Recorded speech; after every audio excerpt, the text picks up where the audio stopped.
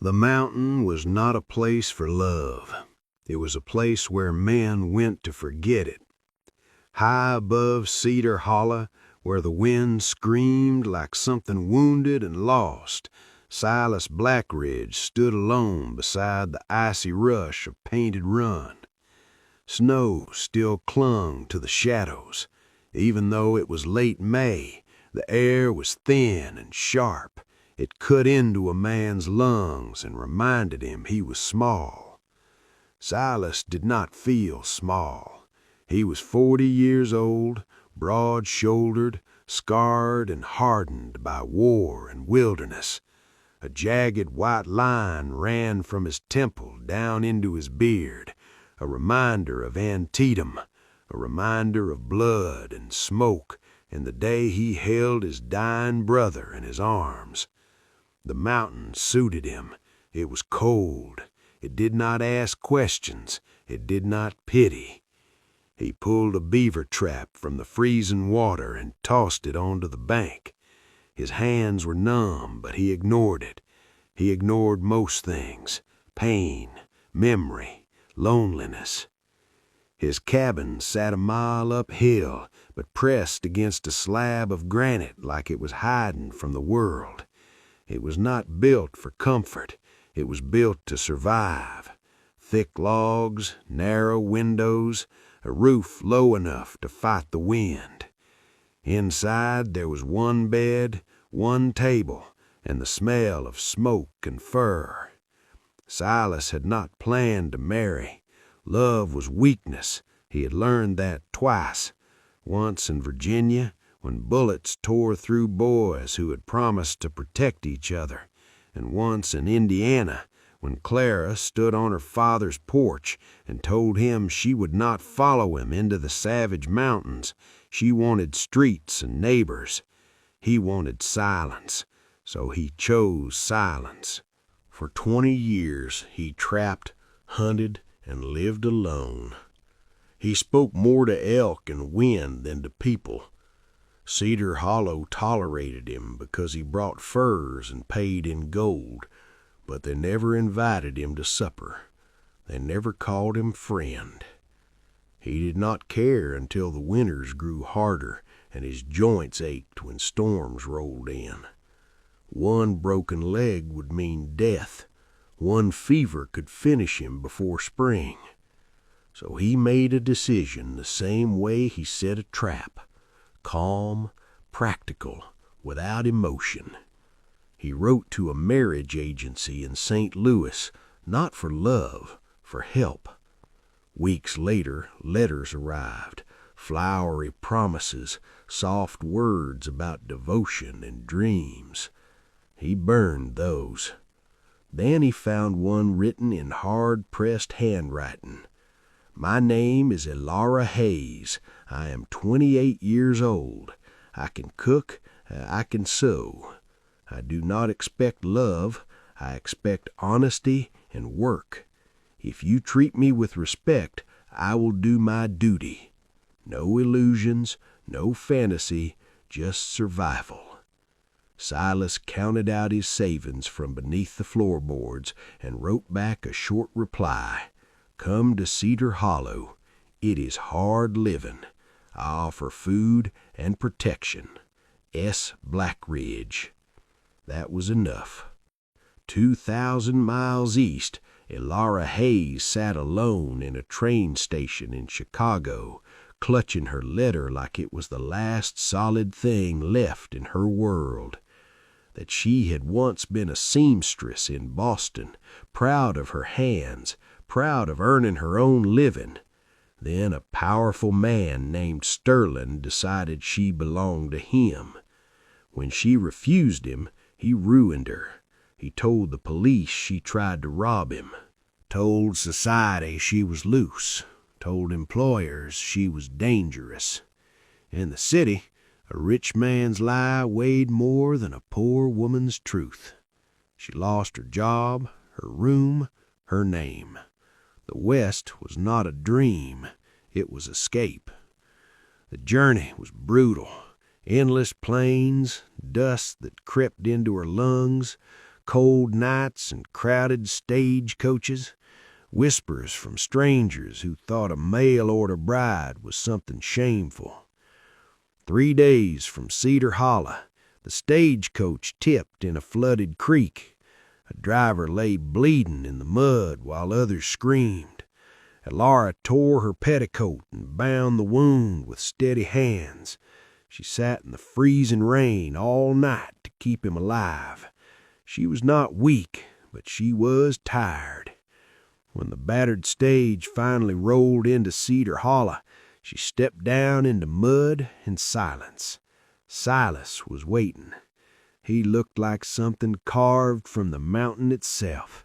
Tall, scarred, dark eyes set deep beneath a weathered brow. He did not smile. "You?" he asked. "I am," she answered, her heart hammering. For a long moment they simply looked at each other. He saw a thin woman with tired eyes but a stubborn jaw. She saw a dangerous man who looked like he could break bones without blinking. But in his eyes she did not see hunger. She saw loneliness. They shook hands like strangers closing a business deal. Inside the general store, the shopkeeper smirked and made a crude remark about damaged goods.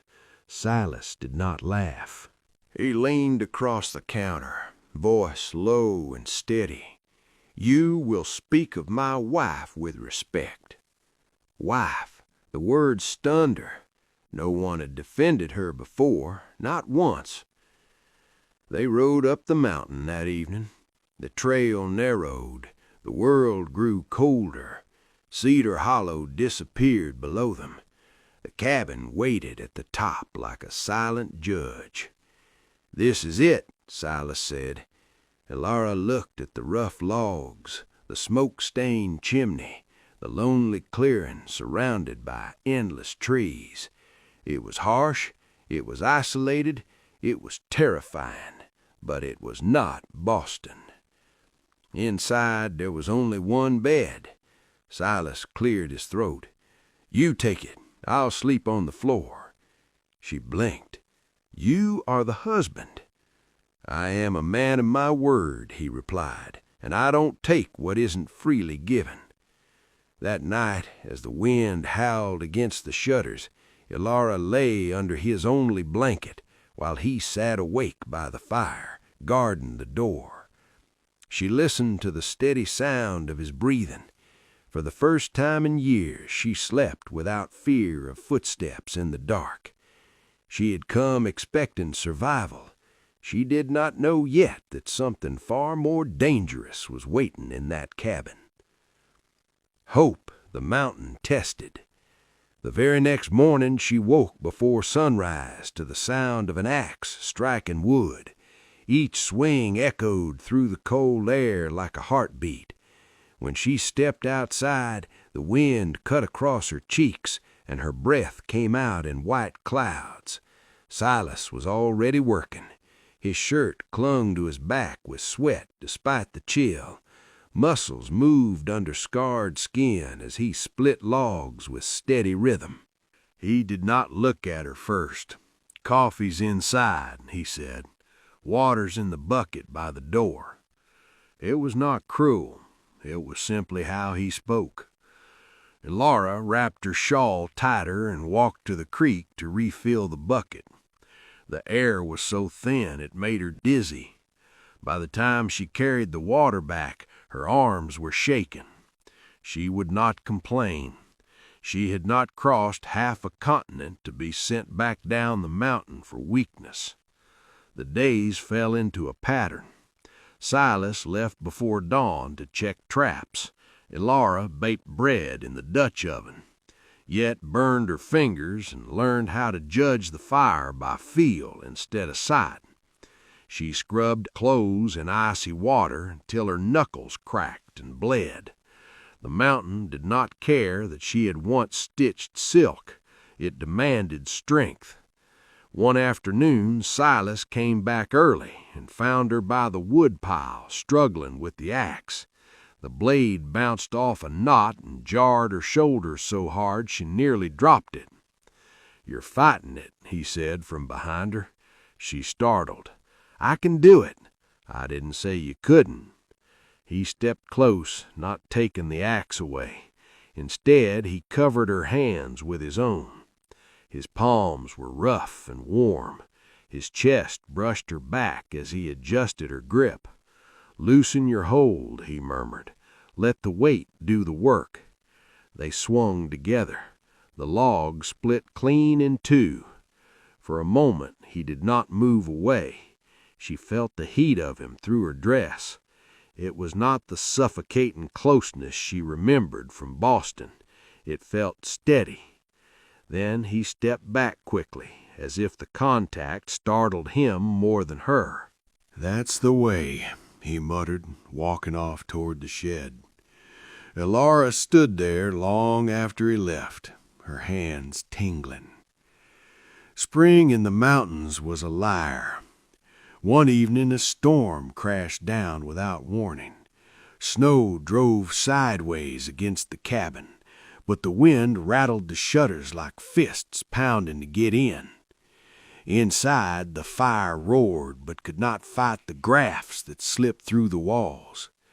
Ellara shivered on the edge of the bed, wrapped in blankets that were not enough. Silas watched her from the hearth. "This cold will get worse," he said quietly. "I'm fine. You're not." He hesitated before speaking again. "We need to share the bed for warmth. Nothing more." Her heart pounded. The last time a man had said nothing more, it had not been true. But Silas stood there with his hands open, waiting for her answer. "Just sleep?" she asked. "Just sleep," he promised. They lay back to back at first, stiff and silent. The wind howled. The cabin groaned slowly. The warmth from his body soaked through the blankets. When a violent gust slammed the shutter against the wall, Ellara gasped. Without thinking, Silas reached behind him and found her hand in the dark. When he did not pull her closer, he simply held it. "It's just the wind," he said. She did not let go. In the morning, they woke still hand in hand. Neither spoke of it, but something had shifted. A week later, they rode down to Cedar Hollow for supplies. The town had not grown kinder. Whispers followed them into the general store. A woman pulled her child aside and muttered a word Ellara knew too well: prostitute. The shame hit her like a slap. Silas moved before she could shrink away, but he stepped in front of her and faced the man who laughed. "If I hear that word again," Silas said, voice low and steady, "I will break your jaw." There was no joke in his eyes. Silence fell over the street. On the ride home, Ellara stared at his back. "You didn't have to do that," she said softly. "Yes," he replied, "I did." That night she told him the truth about Sterling, about the locked sewing room, about the scissors in her shaking hand. Silas listened without interrupting, but his jaw tightened, his hands curled into fists. But when she finished, he did not look at her with disgust. He knelt in front of her. "You survived," he said. "That makes you brave." Brave? No one had ever called her that. She broke then. All the shame, all the fear poured out of her in sobs. Silas held her carefully, like she was something rare and breakable. He did not rush her. He did not take advantage of the closeness. When she finally lifted her head, their faces were inches apart. "I want to kiss you," he whispered, "but only if you want me to. No demand, no pressure, just choice." "I do," she breathed. The kiss was slow, careful, a question answered gently. For a moment the world outside the cabin disappeared, but peace on the mountain never lasted long. A week later, a deputy rode up the trail with a letter in hand. It was from Boston, from Sterling. There was a warrant. The deputy read it aloud on the porch. Wanted for theft and moral indecency, the reward for return. Alara felt the blood drain from her face. "He found me," she whispered. Silas did not argue. He took the letter and threw it into the fire. "Let 'em come," he said. Down in Cedar Hollow, a stranger in a long coat was already asking questions. Money changed hands. Rumors spread. By Sunday, the town had turned against him. In church, the preacher spoke of sin hiding among the faithful. People shifted away from their pews as if carried disease. That night, she told Silas to send her away. "You're losing everything because of me." Silas crossed the room in 2 strides. "You are the only thing worth keeping," he said fiercely. He kissed her then, not gentle this time, but desperate, afraid of losing her. They fell onto the bed, tangled together. For a moment, fear and anger blurred into heat. Then Silas stopped. "Not like this," he said, breathing hard. "Not because we're scared." He rolled away, choosing restraint, choosing her. Snow began to fall 2 days later, and down in Cedar Hollow, the stranger with Sterling's money finished gathering men. They were coming up the mountain. The first snow of winter did not fall softly. It came down like judgment. Wind tore through the trees and buried the trail to Cedar Hollow under thick white drifts. Their world shrank to the cabin, the fire, and the sound of their breathing at night. Silas worked harder than ever. He stacked wood high against the wall. He checked the traps even when the cold made his bones ache. Alara learned to move in snowshoes. She learned to listen for hollow ice beneath the creek. They were no longer strangers sharing a roof. They were partners. One afternoon, the storm rolled in fast. The sky turned gray. Silas went out to check the upper trap line, but promising to return before noon. He never came back.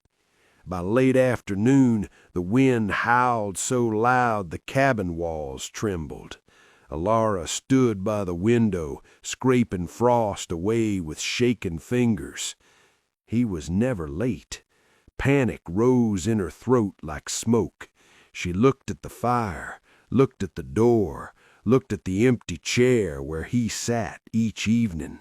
Then she wrapped herself in every layer she could find, grabbed a rope, and stepped into the storm. The snow was waist deep.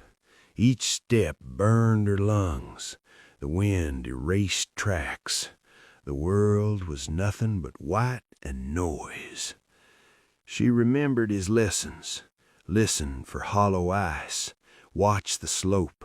Do not stop moving. She climbed toward the upper ridge, fighting every step. Her legs shook. Her hands went numb, but she did not turn back. Then she saw it. A broken edge of snow near the ravine, and below it a dark shape against a fallen pine. "Silas!" she screamed. She tied the rope to a tree and slid down the slope, tearing her coat on brush and rock. He was half buried in snow, his leg bent wrong, his skin pale. "Go back," he whispered weakly when he saw her. "I am not leaving you," she said. It took an hour to drag him up that slope, an hour of slipping, pulling, bracing her boots against ice while the wind tried to rip him apart. She tied him to a rough sled of branches and hauled him through the storm like an animal protecting its own. When they reached the cabin, she barred the door and cut the frozen clothes from his body. His skin was cold as stone. The fire was not enough. She knew what she had to do. With trembling hands, she removed her own clothes and climbed beneath the heavy buffalo robes beside him. She pressed her warm body against his freezing one. "Stay," she whispered into his ear. "You are not allowed to leave me." Hours passed. Slowly his shaking eased, his breathing steadied. He lived for 3 days. She nursed him and splinted his leg, cooled his fever, fed him water 1 sip at a time. When he finally opened his eyes clearly, he looked at her as if seeing her for the first time. "You came for me," he rasped. "You were late," she said softly. Something changed then. Not fear, not survival. Love. When he was strong enough to sit up, he pulled her close and kissed her with no hesitation left between them. We are not just surviving, we are living. By spring, he could walk again with a cane. They rode down to Cedar Hollow together, determined to end the whispers. That was when the stranger appeared. Tall, clean coat, cold eyes. He carried a warrant with sterling seal. "You are under arrest," the man announced in front of the whole town. "Fugitive, thief, immoral," the crowd murmured. Shame threatened to swallow her whole. Silas stepped in front of her. "You take her," he said calmly. "You go through me." The hearing was called that afternoon. The meeting hall was packed. Lies were spoken. A drifter claimed he had seen her in a brothel. A miner claimed she bewitched men. Each word struck like a stone. When it was her turn to speak, her throat nearly closed. Then she felt Silas's hand on her arm. She lifted her head.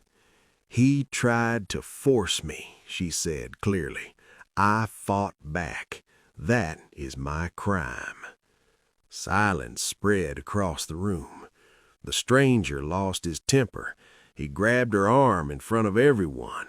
Silas shoved him back. A gunshot exploded inside the hall. Glass shattered. Women screamed. The stranger had drawn his weapon. The sheriff reacted faster. He disarmed the man and slammed him against the wall. "You do not fire a weapon in my town," the sheriff said coldly. The judge, pale and shaken, looked at the broken window, then at the hired gun in cuffs, then at the couple standing together. "The warrant is dismissed," he declared. "Mrs. Blackridge is free." The room went still. Then someone nodded. Another removed his hat. The whisper stopped. They rode home at sunset. The mountain did not look like a prison anymore. It looked like a fortress. Months later, as summer warmed the valley, Elara stood at the window with a secret. Her monthly bleeding had not come. Yet she placed Silas's hand gently over her stomach. "We are going to have a child," she whispered. He stared at her. A mountain man who had once believed love was weakness now felt his heart break open with joy. Winter came again, and with it labor. The storm outside roared like it had the year before, but this time fear did not rule the cabin. Silas stayed by her side. He held her hands. He told her she was stronger than any man he had known. At dawn, a cry filled the room. A son! As Silas placed the child on her chest, tears ran down his scarred face without shame. "What do we call him?" he asked softly. "Thomas," she said, "for your brother." The storm passed. Sunlight broke over the ridge. They stood on the porch together, their son wrapped between them. The world was still harsh, still wild, still unforgiving, but they were no longer alone. A marriage that began as a cold agreement had become something stronger than winter, stronger than shame, and stronger than fear. Silas had expected a loveless partnership. Instead, his bride had given him a home, and in the heart of the mountains, where love was never meant to grow, it grew anyway.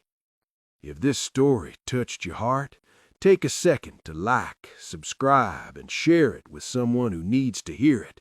And tell me, where are you watching from, and what time